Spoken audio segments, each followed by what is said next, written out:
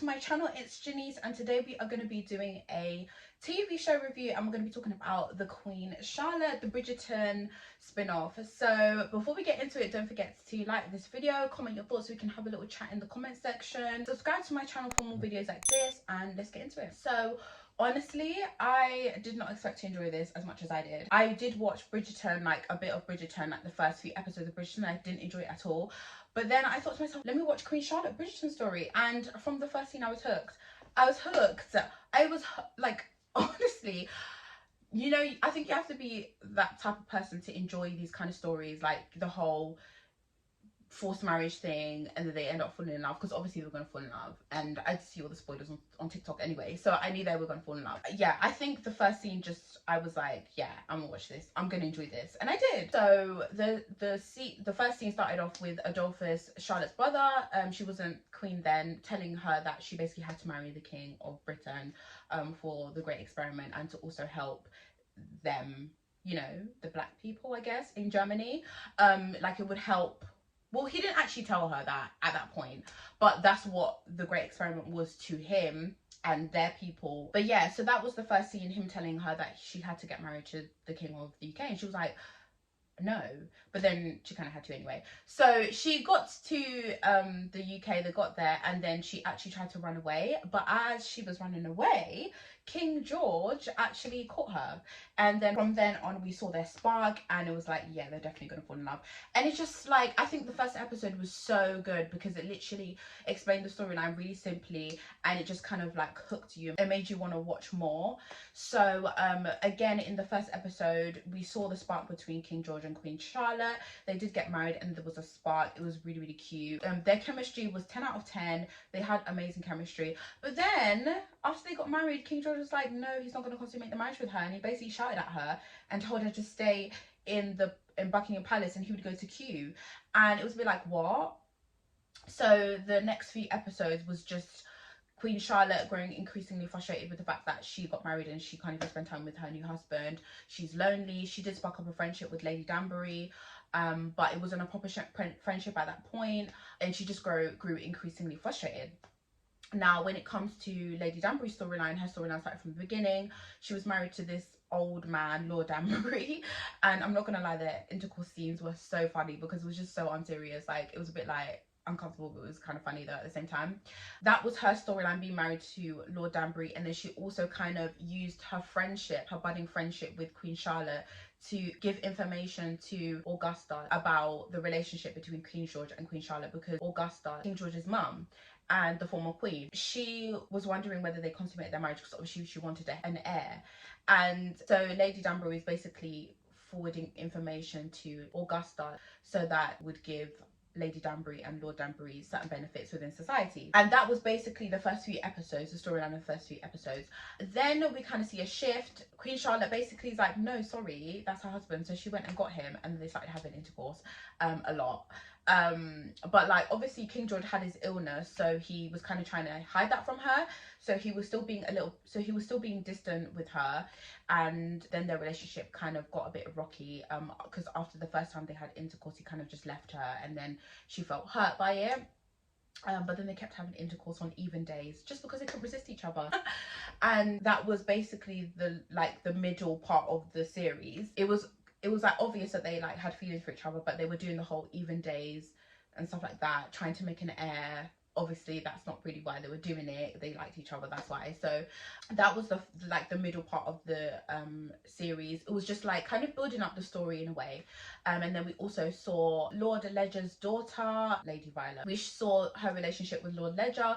We didn't know why they were showing us them until later, and it was like, oh my gosh, scandalous. The middle episodes were just the building up of Queen Charlotte and King George's relationship, us knowing more about King George's illness, and the fact that he was kind of being distant with Queen Charlotte because he didn't want her to know.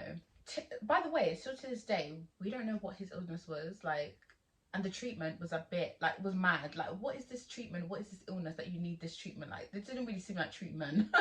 It just seemed like it didn't really seem like treatment. I don't know what that doctor was doing, but anyway, I feel like the episode 3 and 4 were basically just episodes to kind of build up the story, which Shonda Rhimes does an excellent job of doing, because she built up that story so well in 6 episodes, and not a lot of writers can do that. Like, not a lot of them can do that, but she literally told an amazing story in 6 episodes, so that's literally amazing. But it started to get so good at episode 4, 5 and 6, because we just started seeing more developments of the story. Queen Charlotte did see like King George at his worst, like, I don't know, him having an episode. Lord Danbury actually died and Lady Danbury was not on her own, and then she started to spark up a friendship with Lord Ledger, and then she had an affair with Lord Ledger. And then we see in the fast forward that she's now friends with Lord Ledger's daughter.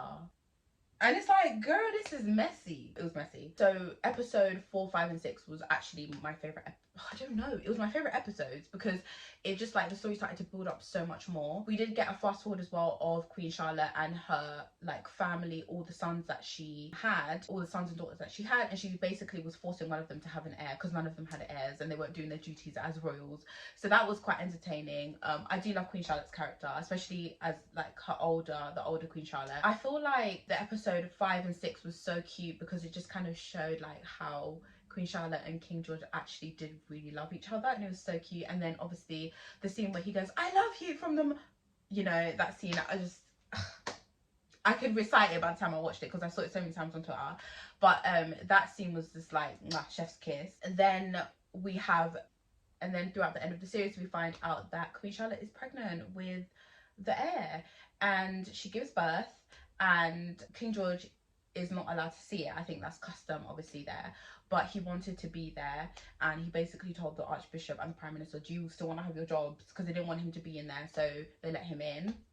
I think that was really, really cute, because obviously what we hear about royals is like they're very, like, cold, they don't love, and all that kind of stuff. Like, that's the kind of vibe that we get from royals. So it was so cute. I just think those kind of things are so cute. Whether it was royal or not, I don't know, but it was just like, I just love the show. And then we see a bit more about Lady Danbury. Adolphus wants to marry her, but she basically doesn't want to be married anymore because she hated being married to Lord Danbury. And to be fair, she was quite young. She was literally 20 years old and she had 4 kids already, so in her 20s. So that was the storyline. But I'm not gonna lie, I'm gonna need them to do another spin-off and kind of make Lady Danbury and Adolphus be a thing, because I think that was really cute. Because it wasn't cute, her cute sleeping with Lord Ledger, like, he was an old man and he was married as well, so that wasn't really cute. Fast forward to the future where Lady Danbury is friends with Lady Violet, and then we're like, oh.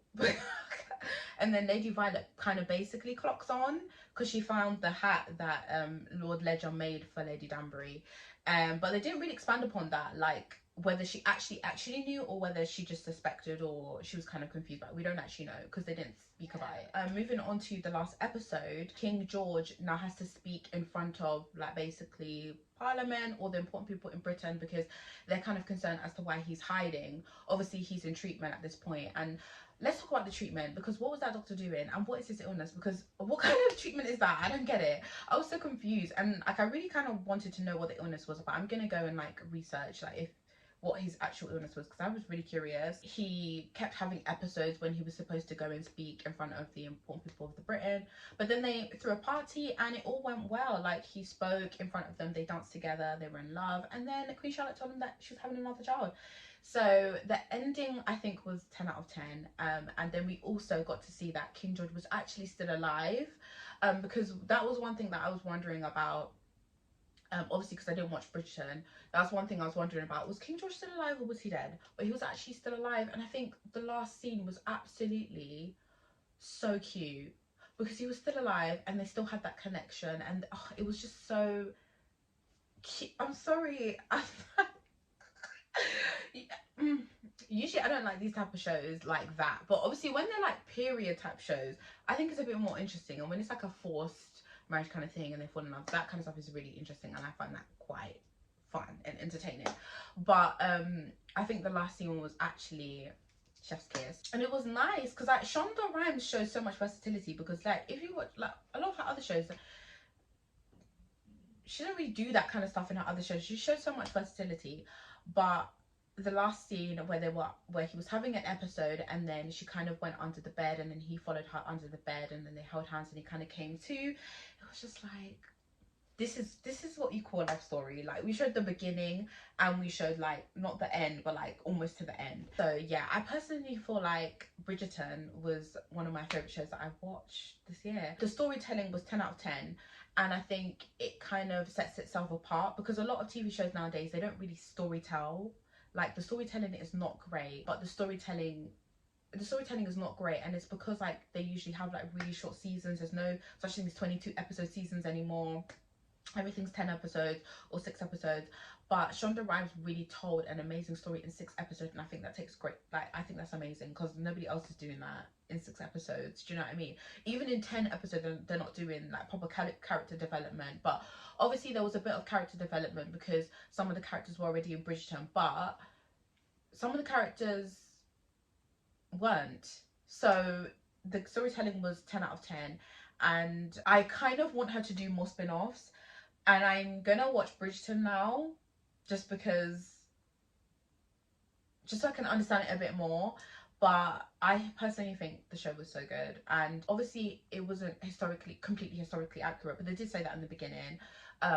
Like, but I don't know, I like the creativeness of it. Like, it doesn't have to be historically accurate, as long as it's a good show and the storytelling is 10 out of 10. Like, why not? I love the violin music, the Alicia Keys. When they started playing Whitney Houston, I almost started tearing up, because you know Whitney Houston, and that song is just so emotional. But I just love the violin, the violin part, and the songs that they chose as well. It just, I don't know, it just like made it so much more emotional, because they gave us like songs that really were emotional. And then remember the scene where King George and Queen Charlotte were having like intercourse in front of the guards in the dining hall? That was so awkward, because that was so funny, yeah, because all the guards were giving bombastic side eye, like they were just like, and then they just started turning around. That scene was hilarious. But yeah, that scene was so weird, but it was so hilarious. Oh my gosh, it was actually so funny.